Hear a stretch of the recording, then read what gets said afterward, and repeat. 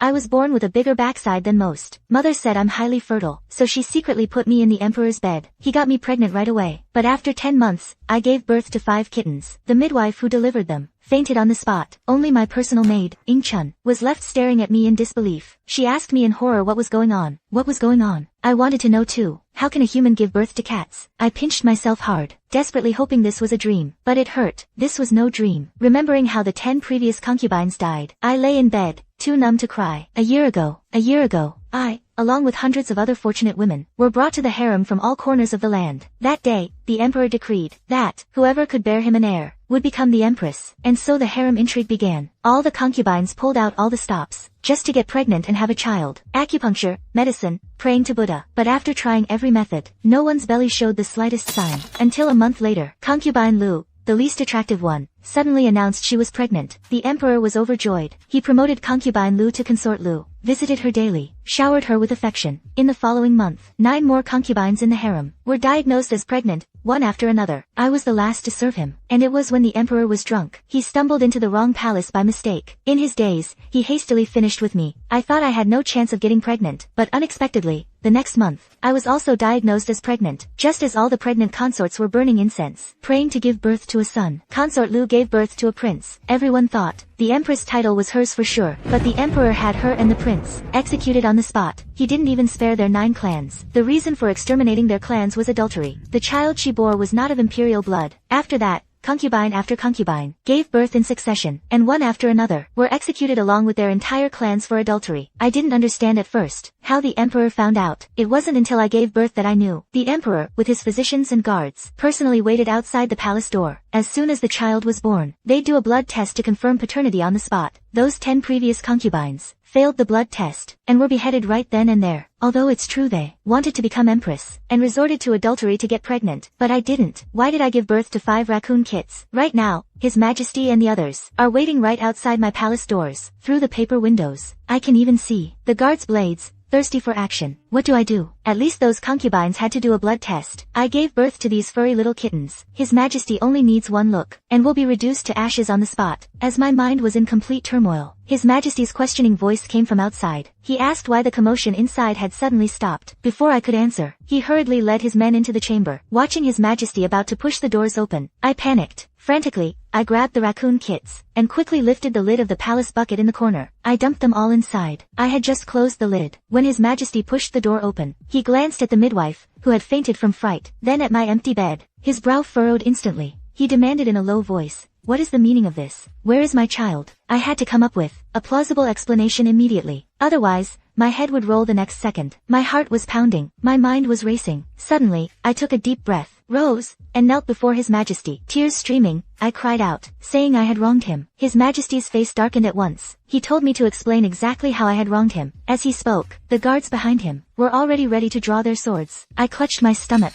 wearing an expression of utter shame. In a trembling voice, I told His Majesty, "Your Majesty, what I risked my life to give birth to was not a prince. It was an enormous, foul-smelling stool. That's what made the midwife faint." Dead silence fell over the chamber. The imperial physician and the guards all stared at me in disbelief. His Majesty's gaze was complex. He glanced at my stomach, and asked suspiciously, "Which imperial physician diagnosed your pregnancy?" I quickly answered, "Physician Xue." He must have misdiagnosed me on purpose, to make me commit the crime of deceiving the emperor. When I first entered the palace, I had conflicts with Consort Jing, and Physician Xue was having an affair with Consort Jing. He must have done this for her sake. Physician Xue has already been executed anyway. Dead men tell no tales. He's the perfect scapegoat. His Majesty looked at the palace bucket in the corner. His face turned ashen. So, all this time I've been waiting outside. I was waiting for my beloved consort to use the toilet. It was humiliating, but I steeled myself and nodded. His Majesty gave me a complicated look, then ordered the physician behind him to take my pulse, to see if my story was true. Oh no, heavens above. You really don't want me to keep either my dignity or my life, do you? Under His Majesty's stern gaze, I resigned myself to fate and extended my arm. I felt the situation was spiraling out of my control. Imperial Physician Wei focused intently, taking my pulse. After a long moment, he stroked his beard and addressed the emperor. Her pulse is slightly weak, but her heartbeat is exceptionally strong. Her qi and blood show no signs of the typical postpartum depletion. On the contrary, she seems quite robust. Therefore, this does not resemble the pulse of a woman who has just given birth. My eyes lit up as I looked at Physician Wei. I could have kissed him right then and there.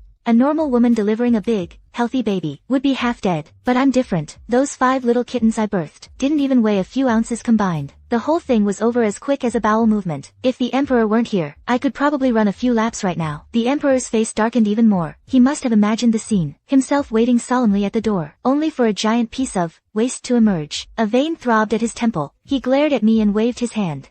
Consort Wen has confused the imperial lineage, an act of utter foolishness.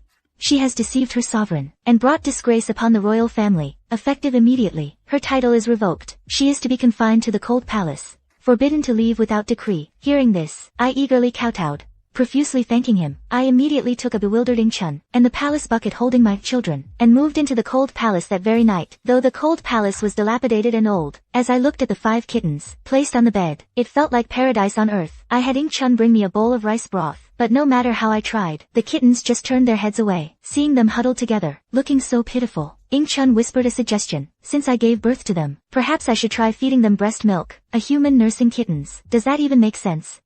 Whatever. They did come from me, after all. I can't just let them starve. So I tried expressing a little milk into a bowl. Those 5 kittens, eyes still shut, seemed to catch the scent. They scrambled toward the bowl. The milk was gone in an instant. As I continued to express milk and feed them, I seriously pondered the situation. I've lived a clean, honest life. The only time I've been with a man was when I attended the Emperor. So why did I give birth to a litter of kittens? I carefully recalled every detail, from before and during the pregnancy. The only unusual thing was that before attending the Emperor, I was in a corner of the imperial garden, feeding a pure white stray cat. I even shared half my pastry with it. Could that cat have come to repay my kindness by gifting me 5 feline children? I was just pondering this, when I heard a soft, sweet voice calling out, "Mommy, I'm hungry." I thought I was hallucinating, but when I looked down, I was instantly startled. The little kittens that were just huddled together, fighting for milk, had now turned into 5 plump, fair-skinned babies. I was so scared my hands trembled. The bowl clattered to the floor. Chun even let out a scream, and jumped behind me, crying in terror that the cats had turned into people. I gulped. I said I saw it too. Right now, the 5 of them were staring at me, with their big, dark, shiny eyes, saying in tiny, milky voices that they were hungry, and wanted food. Oh my god, are you kidding me? Giving birth to a litter of kittens was one thing, but now the kittens have turned into humans? I practically lunged for the door, fumbling to bolt that rickety door shut. Then I took a deep breath, turned around, and shakily walked over to the bedside. Tentatively, I reached out, and poked the cheek of the baby closest to me. In disbelief, I asked them again if they could really talk. The baby whose cheek I poked, nodded its little head vigorously, and opened its tiny arms, wanting me to hold it. The other 4 immediately started whining too, crying that they were hungry and wanted food. Oh my god, not only did the 5 kittens turn into humans, but they could talk right from birth. What on earth did I give birth to?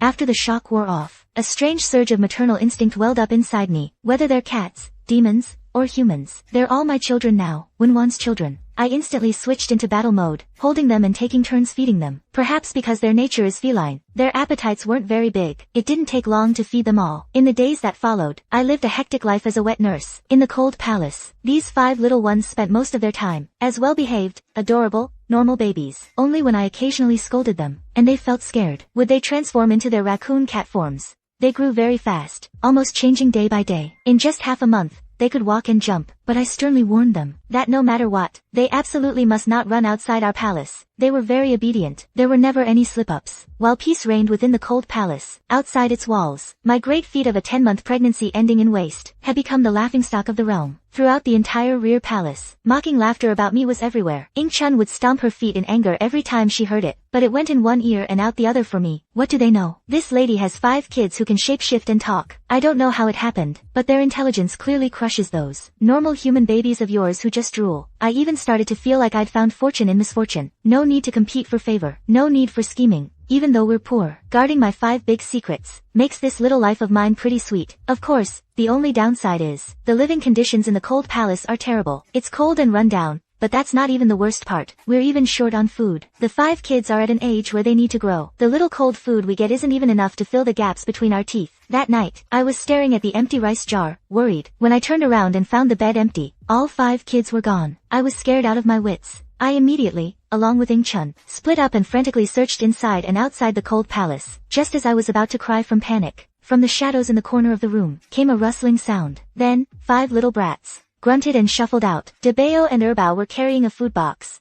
Inside were delicate pastries and steaming meat soup. Sanbao and Sibao were jointly holding a small cloth bag. The bag was open. Inside were glistening white grains of rice. Wu Bao was tightly clutching an exquisite wooden box. Inside the box was a square, carved jade piece with dragons and phoenixes. I took a closer look. My legs instantly went weak from fright. Isn't this the imperial seal? I pointed at the seal, my finger trembling. My voice shook as I asked them, where did you get this from? Wu Bao puffed out his little chest. With a face begging for praise, he said to me, they were afraid I'd be hungry, so they went to find me good food. They saw this shiny stone, thought it looked pretty, and brought it back for me to play with. Hearing their words, my vision went dark. Is this something you can just play with?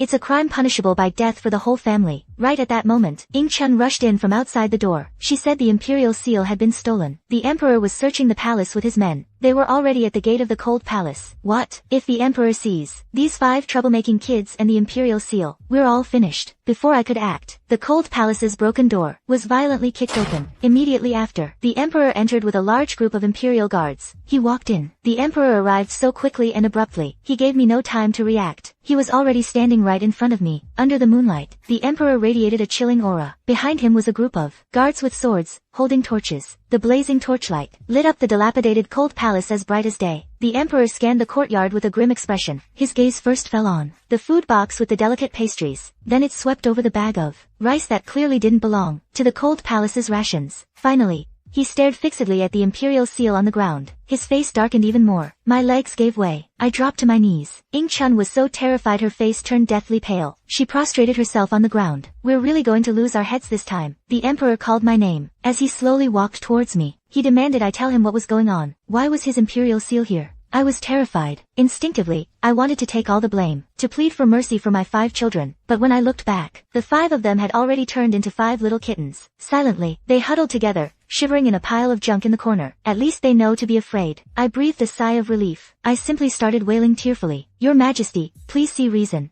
I have no idea. I had just gone to sleep, when I heard a noise outside. I came out and saw all this stuff, just sitting in the courtyard. It must be the thief who stole the seal. Knowing the palace search is tight, he deliberately dumped the loot in the cold palace, to slip through the net, and frame me. I spoke while kowtowing, trying to appear as devout as possible. Before the emperor could speak, a delicate voice beside him rang out, mocking how full of holes my lie was.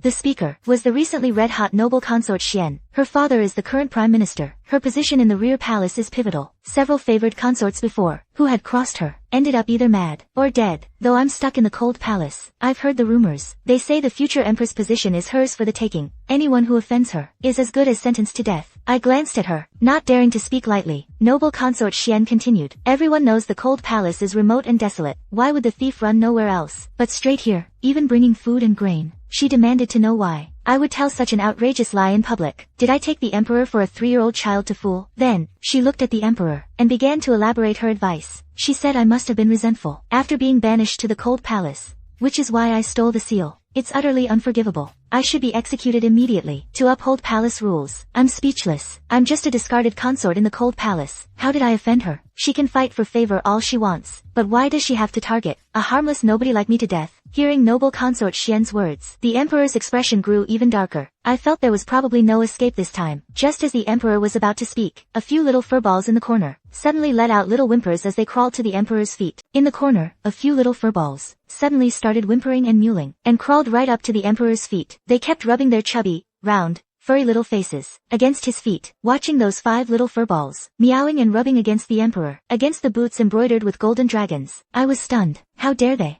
Consort Xian let out a terrified shriek, jumping back violently, as if she'd seen some monstrous beast. She pointed a sharp finger at them, shouting, filthy stray cats from who knows where. They must be foul creatures drawn from the cold palace. Kill them at once, lest they soil his majesty's imperial robe. The palace maids and eunuchs behind her moved forward at her command. I shrieked, scrambling and stumbling over to them. I grabbed the 5 little kittens, and shielded them tightly beneath me. I pleaded with the emperor in terror. They're just a few homeless kittens. I keep them in the cold palace for company. They know nothing. Please, your majesty, spare them. Kill or punish me alone. I buried my face in the kittens' warm, soft fur. Tears streamed down uncontrollably. It's over. Not only will I die, but my babies won't be saved either. Yet the expected scolding and arrest never came. In the dead silence, I only heard the emperor sigh very softly. Then he did something that left everyone speechless. He slowly crouched down. With those hands that held the power of life and death, he gently stroked the heads of the kittens in my arms. His movements were slow, and even carried a hint of gentleness. I stiffened my neck, sneaking a peek through my eyelids. In the firelight, I thought I saw, in the emperor's usually ice-cold eyes, a flicker of affection at this moment. Am I hallucinating from fear? While I was reeling, the emperor first rubbed Wu Bao's little head, then used his fingers to scratch the other kittens' chins. The motion was skilled and relishing. I was completely dumbfounded. My mind went blank. I couldn't comprehend what was happening before my eyes. After a long moment, the emperor slowly rose to his feet. His eyes met mine. In a flat, unreadable tone, he asked if I liked cats. My mind was still a mess, but I nodded instinctively. Like them?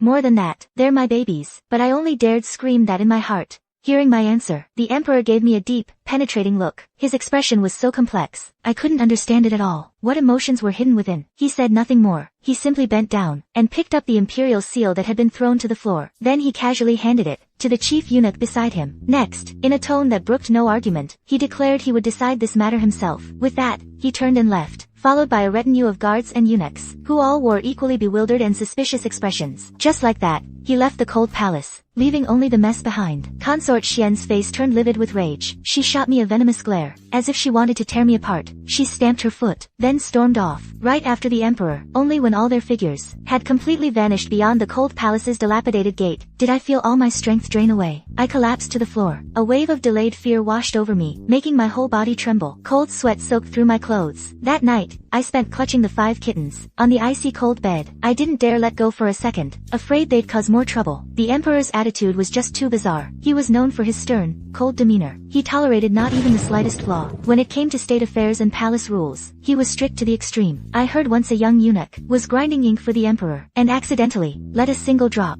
stain the corner of the imperial seal. The emperor ordered him drawn and quartered on the spot. A gruesome death. Stealing the imperial seal. That's a monstrous crime that shakes the very foundation of the state. It even concerns the lifeblood of the nation. Why is he acting so casual about it? Not only did he not hold me accountable for the theft on the spot, he didn't even order to throw me in the dungeon as a suspect. He even petted my cat. Could it be he plans to settle the score later, to give me an even more painful death? Or perhaps, there's something else going on here that I'm not aware of. It suddenly occurred to me what His Majesty said before he left. I will decide this matter myself. Maybe it doesn't mean he won't investigate, but that he intends to investigate secretly. No, this place is too dangerous. This palace looks magnificent on the surface, but in reality, it's a man-eating, living hell that leaves no bones behind. My 5 precious little ones, whether they're cats or people, absolutely cannot stay here any longer. I must find a way to get them out of the palace, to send them somewhere safe. Early the next morning, I forced my exhausted body up, and started racking my brains. How can I get my 5 little ones out of the palace without anyone knowing? Although the cold palace is remote, it's not completely unguarded, and the palace walls are high. Trying to climb over the wall with 5 little ones is simply impossible. Staring at the empty rice jar and the nearly depleted water jar in despair, I was considering whether to use the few pieces of jewelry I had left to bribe a guard at the cold palace, or a eunuch. When the cold palace's already dilapidated door was violently kicked open again, Consort Xian arrived with a group of fierce-looking matrons and eunuchs, and stormed in aggressively. Consort Xian today is wearing a flamboyant palace gown with exquisite makeup, but between her brows, there's unconcealable fury and smugness. She clearly came prepared. The few matrons behind her hold coarse sacks and sturdy clubs in their hands, with fierce eyes, clearly not to be trifled with. After entering the room, Consort Xian strutted arrogantly up to me, with a gaze as if I were an insect. She looked down on me, then said in her delicate, yet spiteful voice, she saw the few kittens in my cold palace yesterday, and found them quite clever and adorable, so she grew quite fond of them, and decided to take them back to raise personally, which is an immense blessing for them. She orders me to quickly bring out those cats, to receive this grace. In the harem, who doesn't know that Consort Xian detests small animals like kittens and puppies the most? Once upon a time, a consort quite favored by the emperor kept a well-behaved little dog. That dog merely accidentally brushed against Consort Xian's hem in the imperial garden, and she immediately had people beat it to death on the spot, even skinned it, using extremely cruel methods. And now she says she wants to raise my cats. It's clearly because she saw the emperor's attitude toward those kittens yesterday was somewhat unusual. She wants to seize my kittens, either to torture them to death to vent her spite, or to use them as tools in her fight for favor, to probe the emperor's thoughts. If my cats truly fall into her hands, can there be a good outcome? I'm afraid if she's in a bad mood, my kittens will be casually discarded, or even subjected to various cruel methods, and abused to death. My heart immediately sank, but I forced myself to stay calm. I spoke respectfully but firmly, saying that my cats have lived in this filthy place since birth. They're wild and untamed. They've picked up many bad habits. I fear they'd be clumsy and unruly, offending her. If she truly loves kittens, she could easily find more docile and adorable, precious breeds to raise. She mustn't let these vulgar things from the cold palace dirty her hands. Consort Jin's eyebrows shot up. She harshly scolded me for my insolence. She said her actions didn't need a consort from the cold palace to tell her what to do. She then ordered the people behind her to go catch the cats. Two stout matrons sneered, clearly intending to barge right in and search. I was frantic. Without thinking, I stepped forward, arms spread to block them. They shoved me aside without mercy. They were incredibly strong. I stumbled from the push and fell straight to the ground. Seeing me bullied, the 5 kittens eating breakfast inside dashed out. They seemed to sense my pain and danger. Dabao and Airbao instantly puffed up. Arching their backs, they let out threatening growls. They charged straight over, and with their still growing baby teeth, bit at the matron's pant legs and shoes. The other 3 kittens quickly followed, surrounding them, scratching and clawing. Seeing this, Consort Jen, a flash of cruelty in her eyes, ordered Dabao and Airbao to be beaten to death, and the other 3 captured, to be properly trained. The bitten matron, having received the order, a vicious glint in her eye, raised her thick-soled shoe, and was about to stomp down hard on my Dabao and Airbao. Seeing this scene, I was scared out of my wits. I don't know where I found the strength, but I lunged forward from the ground. I used my body to shield those 5 kittens. The matron's kick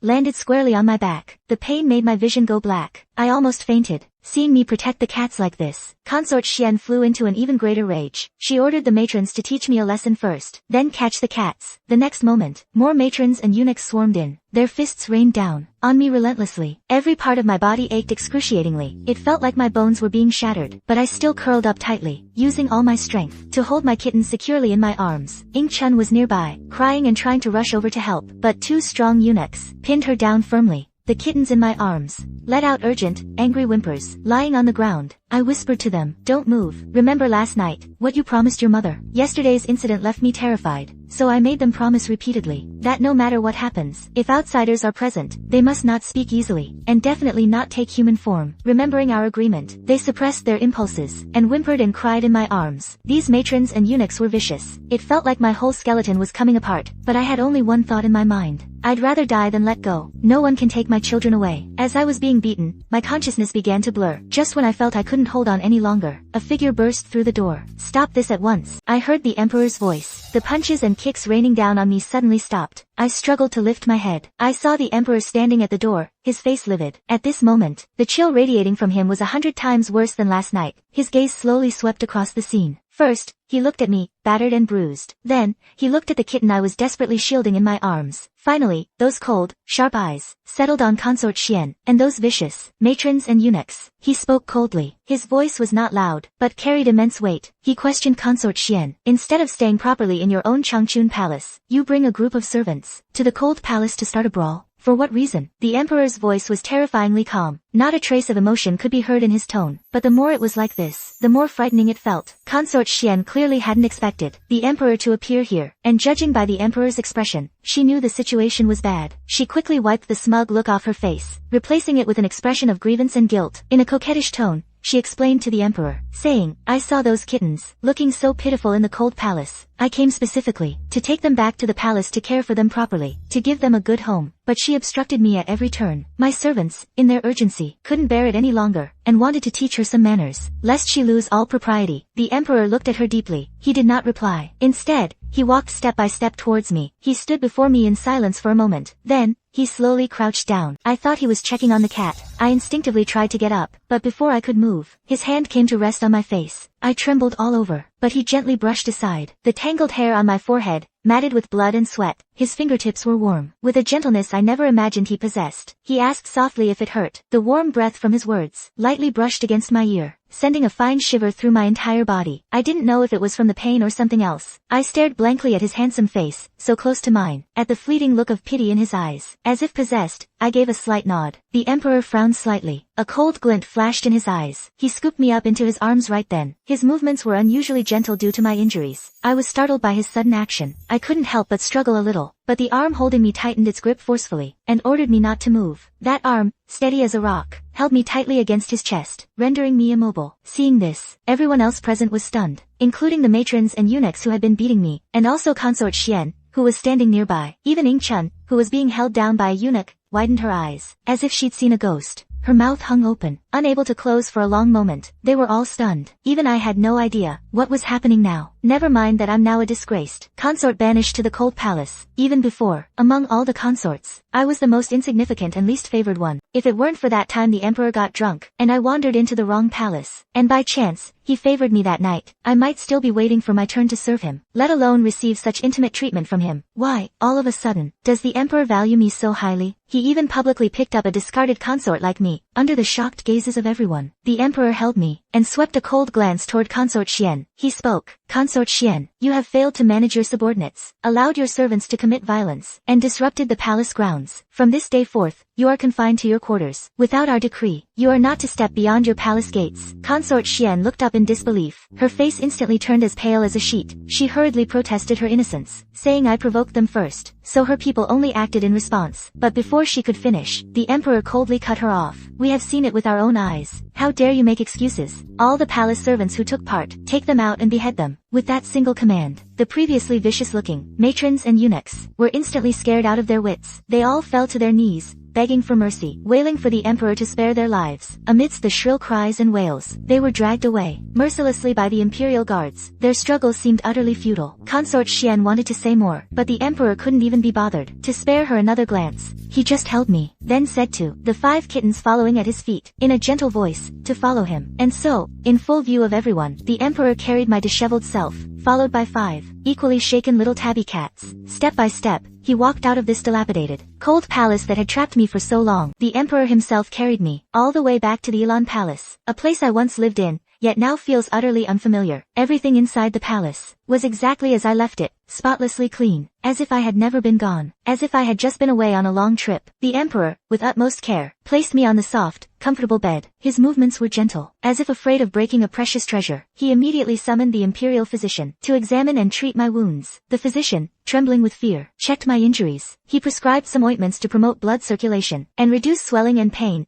along with medicinal decoctions to take orally. Ying Chun took the ointment, and was about to carefully apply it for me, when the emperor reached out and stopped her. He said he would do it himself, before I could even open my mouth to refuse. The emperor's hands that held the power of life and death over countless people, gently touched my cheek, and the wound on my temple, and began applying the ointment. His touch was incredibly gentle, carrying a kind of unprecedented patience and focus, as if he were handling a treasure he cherished above all else. Afraid of causing me any pain, the ointment was cool, easing much of the pain, but the warmth from the emperor's fingertips made the wound feel even more searing. This sudden display of affection and intimacy left me feeling overwhelmed and terribly uncomfortable. I was on pins and needles. I quickly said I could do it myself, not daring to trouble his majesty. As I spoke, I tried to turn slightly, to avoid his hand, but without a word, he pressed down on my shoulder, telling me not to move. He carefully applied medicine to my wounds, gently blowing on them as he did so, as if that could ease my pain. His gaze was filled with a tenderness I'd never seen before, and a hint of guilt. He whispered an apology to me, saying he arrived too late, and let me suffer. I stared at him blankly, completely unable to comprehend this sudden change. What was it all for? After all my wounds were treated, the emperor, in front of all the palace servants present, declared loudly, by my decree, Lady Wen is hereby elevated to the rank of consort, and shall continue to reside in Elan Palace. I looked at him in disbelief, and instinctively asked him why. I don't understand. My reputation now is even worse than when I first entered the palace. I'm the laughingstock who gave birth to that, and I was banished to the cold palace. Why hasn't your majesty punished me? Instead, you've bestowed such an honor upon me. When I first entered the palace, your majesty wouldn't even give me a second glance. Why are you showing such special care for me now,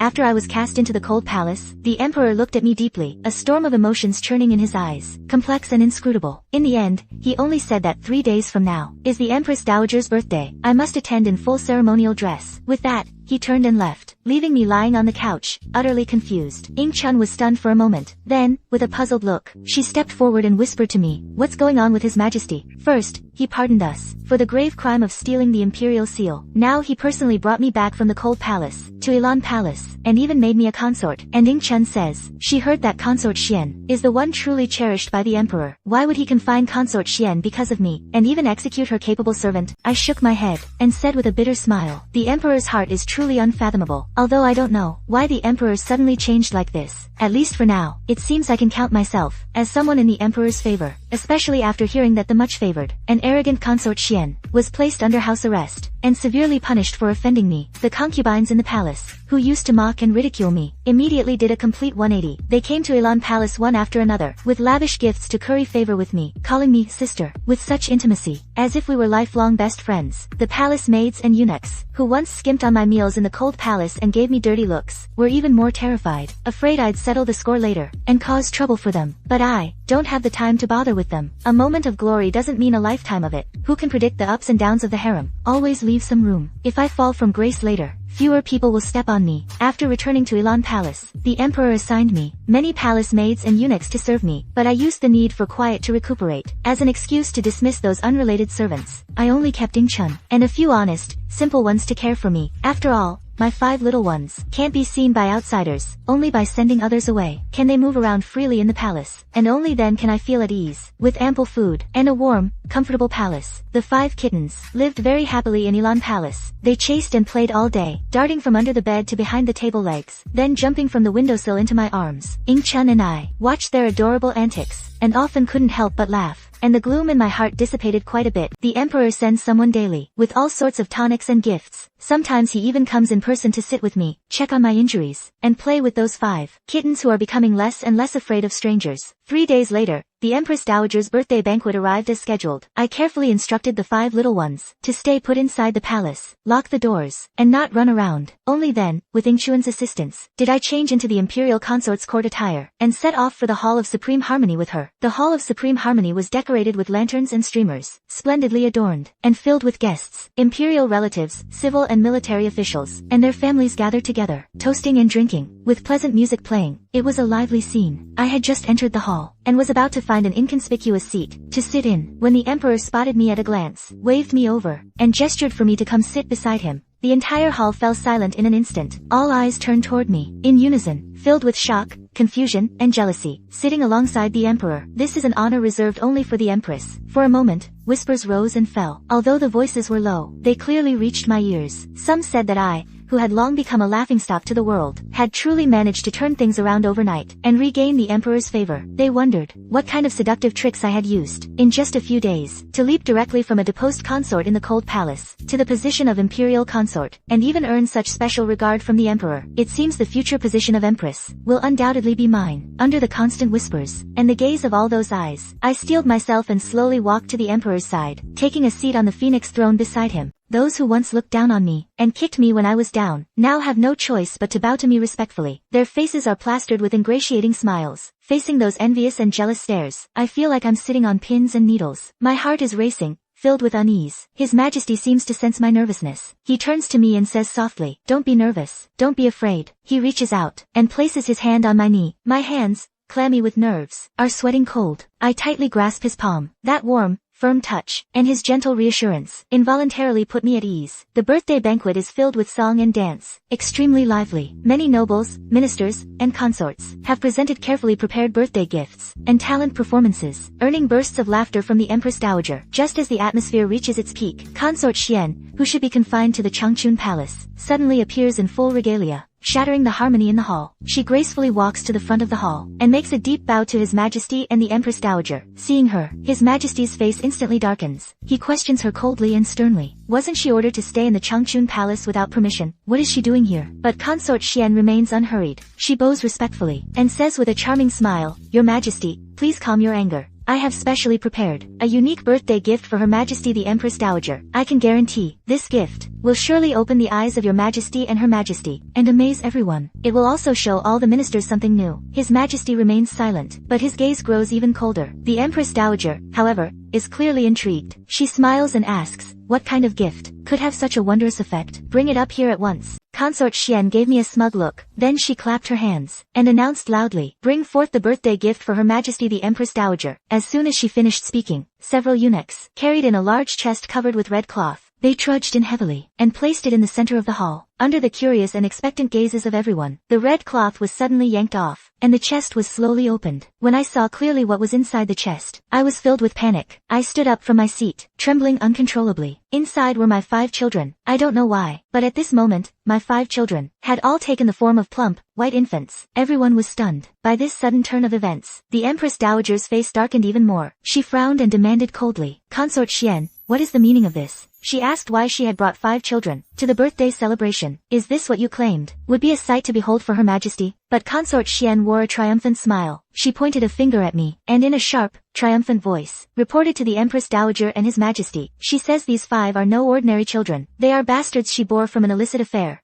She only learned of this by chance, and went to great lengths to capture them from Elan Palace. She says she couldn't bear to see Your Majesties kept in the dark. That's why she specifically risked incurring His Majesty's wrath and facing execution to bring them here and expose her true nature." Hearing this, the Empress Dowager's face fell. She whipped her head around to look at me. Her eyes were filled with anger. She demanded to know if what Consort Xian said was true. I looked at the 5 children in the box, covered in wounds. My heart ached. I could no longer care about anything else. I immediately rushed down from the Phoenix throne. I dropped to my knees. I kowtowed repeatedly to the Emperor and Empress Dowager, begging them through tears for mercy. "All the fault is mine. The children have nothing to do with it. I begged them to spare the children. They are innocent. Kill me alone." My confession and pleas were undoubtedly an admission of Consort Xian's accusations. The entire hall was shocked. The crowd below immediately began to murmur. The place erupted in an instant. Someone said the children looked so old already. Could she have been unfaithful as soon as she entered the palace? How audacious! Amidst the gasps and scorn, Consort Xian's father, the current prime minister, stepped forward. He looked at me righteously. He said the harem was hiding bastards. "This is a great disgrace. It brings shame upon the royal family." He implored the emperor to issue an edict immediately, to lock up my children, and throw me into the imperial prison. Interrogate me strictly. Find the adulterer. Exterminate their 9 clans. To uphold the law. The emperor ignored the prime minister's impassioned speech. He also ignored the murmurs filling the hall. He slowly stood up. He walked step by step to stand before me. He reached out and lifted my chin, forcing me to meet his gaze. He looked deeply into my eyes. His voice was low. His eyes held a hint of sorrow and hurt I'd never seen before. He asked me if I truly had been unfaithful. His voice was low, carrying a barely perceptible tremor. The sorrow in his eyes made my heart ache. Tears welling up, I shook my head vigorously. Choking up, I said, "No, I swear, I have only ever been with Your Majesty. My loyalty is absolute." He narrowed his eyes slightly. A flicker of doubt passed through his gaze. His voice still low, he pressed on. "Then where did these children come from?" I paused for a couple of seconds, knowing there was no point in hiding it anymore. I answered truthfully. "They are my own, born of my own body." Your Majesty was taken aback. He seemed to want to question me further. Just then, an imperial guard suddenly stumbled and scrambled into the Hall of Supreme Harmony.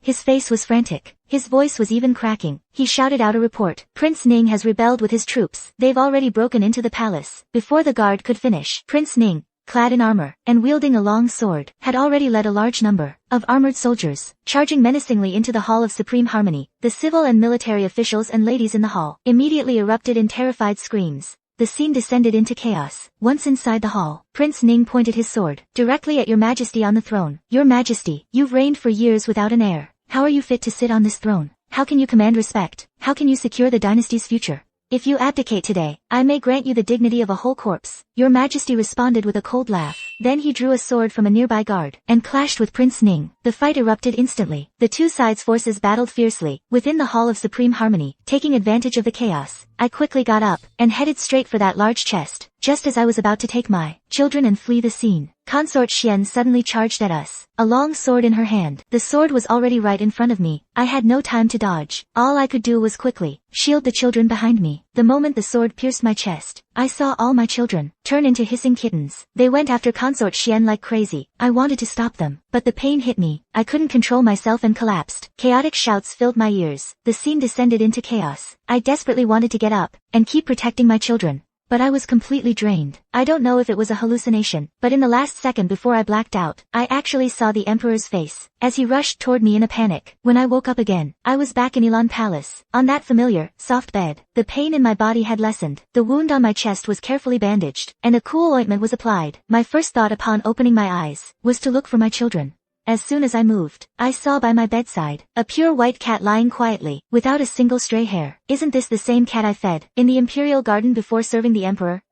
What is it doing here? Looking at that white cat, I saw red. I ignored my injury, sat up, and started whacking that white cat's behind. I demanded to know if it was its fault. I never committed adultery, yet I gave birth to a litter of kittens. I, a perfectly normal new mother, had to tell everyone. I just took a huge dump to survive. It ruined my spotless reputation. When exactly did it pull this trick? The white cat looked at me pitifully for a moment, then finally said no. It was the night you served me in bed. Wait, that's not right. Why does this white cat's voice sound so familiar? Just then, my little kittens came running and pounced over, shouting, "Father is so amazing. He beat up the bad guys and saved me." Just as I was utterly confused, the white cat I just spanked suddenly transformed and turned into the emperor. I looked at the hand that had just spanked the cat. I couldn't believe what I was seeing. Oh my god. So the emperor was that white cat all along. That's why I gave birth to a bunch of kittens. Then what was all the suffering I went through? Just my bad luck? The emperor asked me, "Do you remember, 7 years ago, saving a cat in Jiangnan?" Listening to him, a memory surfaced in my mind. I was very young back then, living in our old family home in Jiangnan. One rainy day, I saved an injured cat, and took care of it until it fully recovered. It turns out the emperor is from the spirit cat clan. He was stranded in the mortal world due to a clan upheaval. That day he was injured, and was lucky I saved him, preserving his life. After returning to his clan, he could never forget me. Hearing that mortals revere the emperor as supreme, he did everything he could to seize the throne, and then searched for my whereabouts. At the time, he only knew I was a woman from Jiangnan, with no other information, so he had to summon women from across the land to the palace. It's difficult for him to conceive with mortals. That's why he never bedded the other concubines. Those 10 concubines who were executed were indeed all guilty of adultery. He just used the opportunity to clean house. I looked at him and asked, confused, "Since you've already found me, then why haven't you summoned me?" The emperor smiled bitterly and said he felt apprehensive about returning home. He wanted to reunite, but was afraid of startling me. Until that day, he couldn't resist transforming into his true form to secretly visit me, and I even fed him some snacks. At that moment, he knew he couldn't wait any longer. I asked him, somewhat stunned, "That night he was drunk and went to the wrong palace. Was that on purpose?" The emperor chuckled. His cheeks slightly flushed as he admitted it was indeed on purpose, because he always believed that he couldn't impregnate a mortal. So when he heard the news of my pregnancy, he secretly grieved for a long time. Later, he thought, forget it, even if it was someone else's child, he would raise it for me. The reason he sent me to the cold palace was actually because there were traitors within the spirit cat clan. They colluded with mortals and infiltrated the imperial harem. At the time, he didn't know their objective, and he couldn't linger in the harem constantly. So, this was the only way he could protect my safety. Consort Xian was from the spirit cat clan. She was sent to seize the throne. She has already been executed by the emperor. After the truth came out, I found it both funny and touching. I never imagined everything would be so dramatic. I never thought the emperor cared for me so deeply. 3 days later, the emperor proclaimed to the world, installing me as empress. The 5 kittens were formally enfeoffed as princes and princesses. Consort Xian and the prime minister, for colluding with the spirit cat clan, were beheaded as a public example. Prince Ning, for rebellion, was executed by dismemberment. The Empress Dowager spent her days holding her adorable grandchildren, smiling from ear to ear. As the sun set in the west, the emperor held me as we stood on the city tower, gazing at the vast land. He tightly grasped my hand. He whispered, "Waner, thank you. Thank you for saving me all those years ago. Thank you for giving me such lovely children." I leaned into his warm embrace, looking back at the children, their figures playing joyfully. It all felt like a dream. This journey we've taken, full of twists and turns, has finally reached its happy ending.